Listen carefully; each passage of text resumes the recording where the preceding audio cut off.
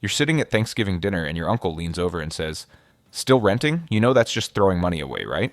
Your mom chimes in, "Your cousin just bought a house. When are you going to stop wasting money on rent and start building equity?" And you sit there feeling like a complete financial failure, even though you've got $40,000 saved up, no credit card debt, and a growing investment portfolio. Here's the thing, you just got hit with one of the most pervasive pieces of financial advice in American culture, and it might be completely wrong for your situation. David here, and today at David Capital, we're breaking down the homeownership cult and whether renting is actually the smarter financial move. If you're someone who feels guilty about renting, who's being pressured by family to buy a house, or who's trying to figure out if homeownership actually makes mathematical sense, make sure to subscribe to the channel and give this video a thumbs up if you find it helpful. Let's get into it. Look, I'm going to say something that might upset some people watching this. We've been sold a lie about homeownership. Not a complete lie. I'm not saying buying a house is always bad, but we've turned homeownership into this weird cultural milestone that has absolutely nothing to do with whether it makes financial sense for you personally. It's become almost like a religion, and if you question it, people look at you like you just said you don't believe in retirement or something. Here's what I mean. According to a 2023 Bankrate survey, 74% of Americans believe that owning a home is part of the American dream. But here's where it gets interesting. When they asked why people wanted to buy homes, only 28% said it was primarily for financial reasons. The majority cited things like stability, freedom, and it's what you're supposed to do. That last one should terrify you. It's what you're supposed to do is not a financial strategy. It's cultural programming. Let's tackle the biggest myth head on, the idea that renting is throwing money away. This statement drives me absolutely crazy because it shows a fundamental misunderstanding of what money is for. Money is a tool for purchasing the things you need. You don't say you're throwing money away on groceries, right? You're buying food. You're not throwing money away on electricity. You're buying power for your home. Rent buys you housing. That's it. That's the transaction. But here's what most people don't realize. When you own a home, you're also throwing money away on a bunch of things too. You're just not thinking about it that way because of how we've been conditioned to view homeownership. Let me show you the actual math, because this is where it gets really interesting. Let's say you're looking at a $400,000 house. Pretty median for a lot of American markets right now. You've saved up $80,000 for a 20% down payment, which by the way, most first-time buyers don't actually have, but we'll get to that. So you put down $80,000 and you take out a $320,000 mortgage at, let's say, 7% interest over 30 years. Your mortgage payment is going to be about $2,128 per month. Now you might be thinking, okay, but I'm building equity with that payment, whereas rent just disappears. Here's the thing, in the first year of that mortgage, you're paying $22,316 in interest and only $3,120 in principal. That means 87% of your mortgage payment is going to interest, not equity. That interest, that's money you're never seeing again. You're, throwing it away. But wait, it gets worse. Because that mortgage payment isn't your only cost. You've got property taxes. Average about 1.1% of home value annually, so that's $4,400 a year, or $367 per month. Home insurance. National average is around $1,500 per year, or $125 per month maintenance. The standard rule is 1% of home value per year, so $4,000 annually, or $330 per month HOA fees. If applicable, could be anywhere from $100 to $500 per month. Let's say $200 for this example. Add it all up, and your true monthly cost of home ownership is $3,153, not the $2,128 you thought. In that first year, you're paying $37,836 for housing, and only $3,220 of that's going toward equity. That means you're throwing away $34,616. Now, let's say you could rent a comparable place for $2,200 per month, $26,400 per year. You just saved $11,436 in year one by renting, and you still have that $80,000 down payment sitting in your investment accounts. Now, here's where I want to talk about something that really doesn't get enough attention. The hidden risks of homeownership that can absolutely destroy your financial life. Risk number one, catastrophic repairs. That 1% maintenance rule we talked about, that's an average. Some years you'll spend nothing. Other years your roof needs replacing for $15,000, or your HVAC system dies for $8,000, or you discover foundation issues that cost $30,000 to fix. I had a friend, let's call him Mike, who bought his first house at 28. He was so proud, did everything right. Put down 20%, had good credit, stable job. 6 months after moving in, they discovered the previous owners had hidden significant water damage behind some cosmetic renovations. The repair? $23,000. Mike had to put it on credit cards because he'd used most of his savings for the down payment and closing costs. He spent the next 3 years paying off that debt at 18% interest. That's the reality no one talks about when they're telling you to stop throwing money away on rent. Risk number two, market timing. When you buy a house, you're making a massive leveraged bet on one single asset in one specific location. If you bought in Phoenix in 2006, your home lost 50% of its value by 2011. If you needed to sell for any reason during that time, job loss, divorce, health issues, you were underwater. You literally couldn't sell without bringing cash to the closing table. Renters during that same period, they just renegotiated their lease for lower rent or moved somewhere cheaper. Zero financial damage. Risk number 3, opportunity cost of immobility. This is huge, especially for people in their 20s and 30s. According to research from the Federal Reserve Bank of Minneapolis, changing jobs is the fastest way to increase your income early in your career, with average raises of 10-20% compared to 3-5% for staying put. But here's the thing. The best job opportunities might not be in your city. When you own a home, relocating becomes incredibly complicated and expensive. You either need to sell, paying those 5-6% realtor fees plus closing costs, or become a long-distance landlord, which is its own nightmare. I cannot tell you how many people I've seen turn down career-changing opportunities because they were locked into a house. They chose a $200,000 asset over potentially millions in additional lifetime earnings. That's the kind of decision that haunts you at 50. Risk number 4, the illiquidity trap. Let's say you lose your job and you need money. If you're a renter with savings and index funds, you can sell shares in 3 days and have cash in your account. It's liquid. If you're a homeowner and all your wealth is tied up in home equity, you're looking at a home equity loan, which you now have to qualify for without a job, or selling your house, which takes months in a good market and potentially a year or more in a bad one. During the 2008 financial crisis, the median time to sell a home was 11 months in some markets. 11 months, that's not an emergency fund. That's the opposite of financial flexibility. Let me tell you about the mistakes I see first-time buyers make over and over again, because if you're going to buy, you need to avoid these. Mistake number 1, buying at the top of your budget. The bank pre-approves you for $450,000, so you buy a house for $445,000. Here's what most people don't realize. The bank's calculation of what you can afford is not the same as what you can comfortably afford while still investing for retirement, building savings, and having a life. Banks calculate based on a debt-to-income ratio, typically 43% max. That means they're comfortable with you spending 43% of your gross income on debt. But you don't live on gross income, you live on net income after taxes, insurance, and retirement contributions. A better rule? Your total housing costs should be no more than 25% of your take-home pay. Not gross. Take home. That gives you breathing room for the rest of your financial life. Mistake number 2. Putting down less than 20%, I know. Saving up 20% feels impossible in high-cost markets. But when you put down less, you're paying PMI, which typically costs 0.5% to 1% of the loan amount annually. On a $320,000 loan, that's $1,600 to $3,200 per year. That provides zero benefit to you. Plus, you're financing more, which means paying more interest over 30 years. On a $360,000 loan versus a $320,000 loan at 7%, you're paying an extra $38,000 in interest over the life of the loan.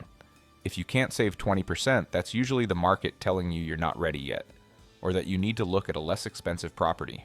Mistake number 3, ignoring the total cost. People get anchored to the monthly mortgage payment and forget everything else.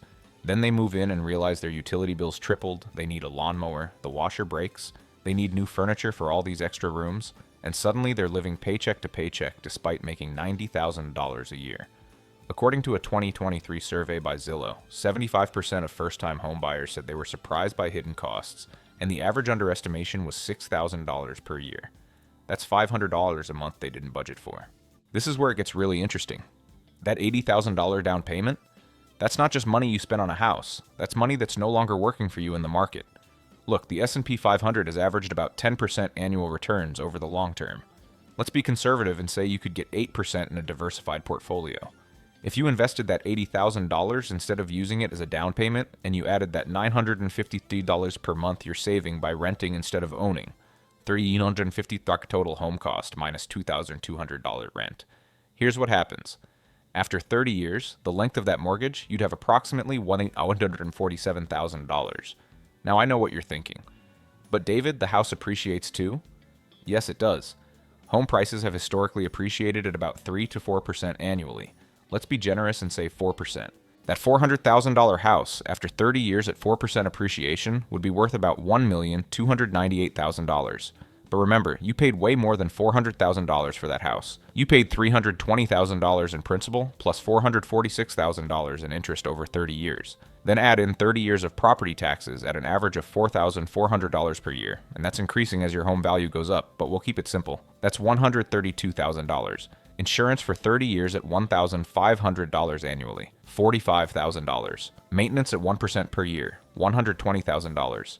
HOA fees at $200 per month, $72,000. Your total cost? $1,135,000. Your home is worth $1,298,000. Subtract what you paid, $1,135,000, and your actual gain is $163,000. The renter who invested? They've got $1,847,000. They're ahead by $1,684,000. Now you might be thinking, wait, but what about the tax deduction on mortgage interest? Here's the thing. After the 2017 tax law changes, way fewer people benefit from this than you think. The standard deduction for a married couple is $27,700 in 2024. Unless your mortgage interest plus state and local taxes plus charitable contributions exceed that, you're not getting any benefit from the mortgage interest deduction. And even if you are, you're only saving your marginal tax rate on that excess amount. If you're in the 22% tax bracket and you get an extra $5,000 in deductions, you saved $1,100. Great. That doesn't change the fundamental math we just looked at. Why we're so obsessed with owning. So if the math can work out so much better for renting, why are we all so obsessed with buying homes? Psychology. That's it. First, there's loss aversion. Behavioral economists have found that humans feel losses about twice as strongly as equivalent gains. Paying rent feels like a loss, money going out, nothing tangible coming back. A mortgage feels like a gain because you're getting equity, even though, as we showed, you're often getting it at a terrible price. Second, there's forced savings. This is actually the most legitimate argument for home ownership, and it's not really about the home at all. Most people are terrible at saving and investing consistently. A mortgage forces you to build equity because if you don't pay it, you lose your house. For people with zero financial discipline, a house can act as a forced savings account. But here's what most people don't realize. If you have even a moderate amount of discipline, you can set up automatic investments that accomplish the same thing without tying your money up in an illiquid asset. Third, social proof and cultural programming. We've been told our entire lives that homeownership equals success. Your parents wanted you to buy a house. Their parents wanted them to buy a house. It's generational programming that made a lot more sense when houses cost 2 to 3 times the median household income instead of 5 to 6 times like they do in many markets today. And fourth, the illusion of control. Owning a home makes you feel in control. You can paint the walls, renovate the kitchen, plant a garden. That feeling of control is psychologically valuable. I'm not dismissing it. But you need to know that you're paying for a feeling, not making a purely rational financial decision. Look, I'm not sitting here telling you that you should never buy a house. That would be just as stupid as saying you should always buy a house. Here's when buying typically makes financial sense. 1, you're planning to stay put for at least 7-10 years. The transaction costs of buying and selling a home are massive. Realtor fees alone are typically 5 to 6% of the sale price. On a $400,000 home, that's $24,000 just to sell. Add in closing costs when you buy, moving expenses, potential repairs to sell. You need several years of appreciation just to break even on the transaction. According to a 2022 study by Zillow, you need to stay in a home for at least 5 years to break even in most markets, and 7-10 years to really come out ahead compared to renting. 2, you can afford a 20% down payment without decimating your emergency fund or retirement savings. If you have to drain your entire savings to make the down payment, you're one broken furnace away from credit card debt. That's not a good position to be in. 3, your total housing costs, mortgage, taxes, insurance, maintenance, are roughly comparable to or less than renting. In some markets, particularly lower cost areas or places with high rent, the math can actually favor buying pretty quickly. You need to run the numbers for your specific situation. 4, you have stable income and good job security. A house is an illiquid asset. If you lose your job and need to move for work, selling quickly usually means selling at a loss. Renters can give 30-60 days notice and move. That flexibility has enormous value, especially earlier in your career. 5, you actually want the lifestyle of homeownership. This is important. Do you want to spend your Saturdays mowing the lawn and fixing the leaky faucet? Do you want to deal with contractors? Some people genuinely enjoy this stuff. Others would rather have their weekends free. There's no wrong answer, but be honest with yourself. Now here's when renting is often the smarter move. 1, you're in a high-cost market where homes cost 20+ times annual rent. There's something called the price-to-rent ratio. You take the home price and divide it by the annual rent for a comparable property. If that number is above 20, renting is often better financially. In markets like San Francisco, New York, or Los Angeles, you'll see ratios of 30, 40, even 50. Those are markets where renting can make a ton of sense. 2, you're early in your career and might need to relocate. Career growth often requires mobility. That promotion might be in another city. That dream job might require a move. Renting gives you options. 3, you don't have a 20% down payment saved. If you're putting down less than 20%, you're paying PMI, private mortgage insurance, which is literally paying for insurance that only protects the lender. You're also taking on more interest over the life of the loan. There are exceptions, like VA loans for veterans, but generally, if you can't do 20% down, you're not financially ready to buy. 4. You'd rather invest the difference if you can rent for significantly less than owning would cost, and you have the discipline to invest that difference. The math often heavily favors renting, as we showed earlier. 5. You value flexibility and simplicity. This is a lifestyle consideration, but it's legitimate. Some people don't want to be tied to one location. Some people don't want the responsibility of maintenance. That's a perfectly valid reason to rent. Alright, here's your actionable framework for making this decision. Step 1. Calculate your true cost of home ownership. Don't just look at the mortgage payment. Factor in principal and interest property taxes, insurance HOA fees, maintenance 1% of home value annually minimum, utilities, often higher in houses than apartments, any PMI if you're putting down less than 20%. Step 2. Compare to comparable rental cost. What would you pay to rent something similar? Be honest. Don't compare a 3-bedroom house in the suburbs to your current 1-bedroom apartment downtown. Step 3. Calculate the opportunity cost. Take your down payment amount and your monthly savings, if renting is cheaper, and calculate what that money could grow to if invested. Use a conservative 7-8% return assumption. Step 4. Run the break-even analysis. How many years until the appreciation on the home plus the equity you've built equals what you would have made by investing the difference? In many markets today, it's 10+ years. Step 5. Assess the non-financial factors. How long do you plan to stay in the area? How stable is your income? How much do you value flexibility? How do you feel about maintenance and repairs? Is home ownership important to you emotionally? This last point is important. If owning a home would give you genuine peace of mind and happiness, and you can afford it without destroying your financial life, that has value. Just don't pretend it's purely a financial decision when it's not. Here's what frustrates me about the rent versus buy debate. We're having the wrong conversation. The real issue isn't whether renting or buying is better. The real issue is that housing in general has become unaffordable for too many people. When median home prices are 6 to 7 times median household income in many markets, up from 2 to 3 times historically, and when rent is consuming 30-40% or more of people's income, we have a systemic problem. But that's a different video.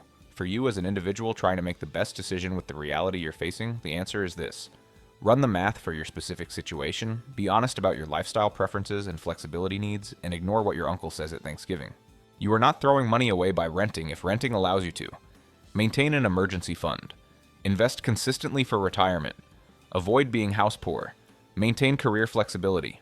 Actually enjoy your life. And you're not making a bad decision by buying. If the math works in your market, you can truly afford it. You're planning to stay long-term, you want the lifestyle and responsibility of ownership. Look, here's the bottom line. The cult of home ownership wants you to believe that renting is for suckers and buying is always the smart move. But when you run the actual numbers, that's often completely backwards. I'm not anti-home ownership. I'm anti-financial decisions based on social pressure. If you buy a house because you've done the math, you can afford it, you're planning to stay long-term, and you genuinely want the lifestyle, awesome. You're making an informed decision. But if you're buying because you feel like you're supposed to, because your family is pressuring you, or because you think renting is throwing money away, you're potentially making one of the biggest financial mistakes of your life. The wealthiest people I know, about half own their homes and about half rent. You know what they all have in common? They made an intentional decision based on their specific financial situation and goals, not based on what society told them they were supposed to do. So here's what I want you to do. Before you let anyone make you feel bad about renting, before you drain your savings for a down payment, before you buy into the homeownership cult, run the numbers. Do the math we covered in this video for your specific situation. Be honest about your timeline, your career stability, and what you actually want. Because here's the thing, your financial independence is way more important than whether you own the building you sleep in. If you found this helpful, make sure you're subscribed to the channel. We're breaking down these financial myths every single week. Drop a comment below and let me know. Are you renting, owning, or still trying to figure it out? I read every comment, and I'd love to hear your perspective. And if you want to go deeper on this, I've got a video on how to actually build wealth in your 30s that covers where your money should actually be going. I'll link that in the description. Thanks for watching, and I'll see you in the next one.